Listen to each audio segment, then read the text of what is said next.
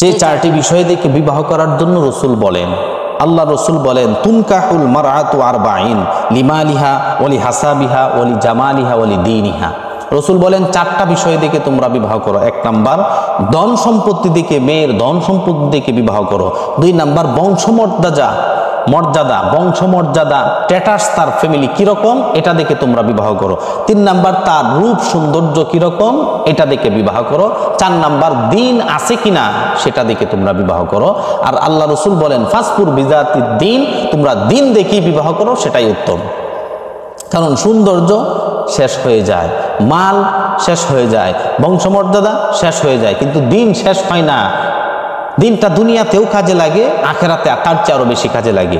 সুতরাং যেই ঘরটার মধ্যে দিন আছে, দিন পালন করে, ইসলাম ধর্ম অনুসরণ করে, রীতিনীতি পদ্ধতি পালন করে, এই হিসাবেই চলে, এই ফ্যামিলিটা জান্নাতের একটা টুকরা।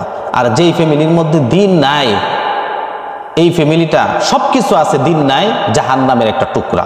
সুতরাং একটা পুরুষ মানুষ যখন তোমরা বিবাহ করবে, সুতরাং চারটা জিনিসেরই প্রাধান্য দিতে হবে। সবচেয়ে যেই জিনিসকে তোমরা প্রাধান্য দিবে সেটা হবে দিন। মহিলাটা ইসলাম মানে কিনা, নামাজ পড়ে কিনা, পর্দা মানে কিনা, হালাল হারাম মানে কিনা, সেটা তুমি দেখে বিবাহ করবে।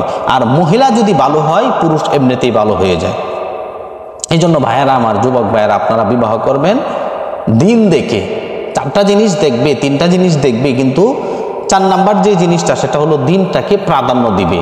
চারটা জিনিসের মধ্যে তিনটা জিনিস যদি কম থাকে, ধন সম্পদ, বংশমর্যাদা, সৌন্দর্য যদি কম থাকে, দিন যদি বেশি থাকে, সেই মহিলাকে তোমরা বিবাহ করবে। রাজি আছি আমরা সবাই?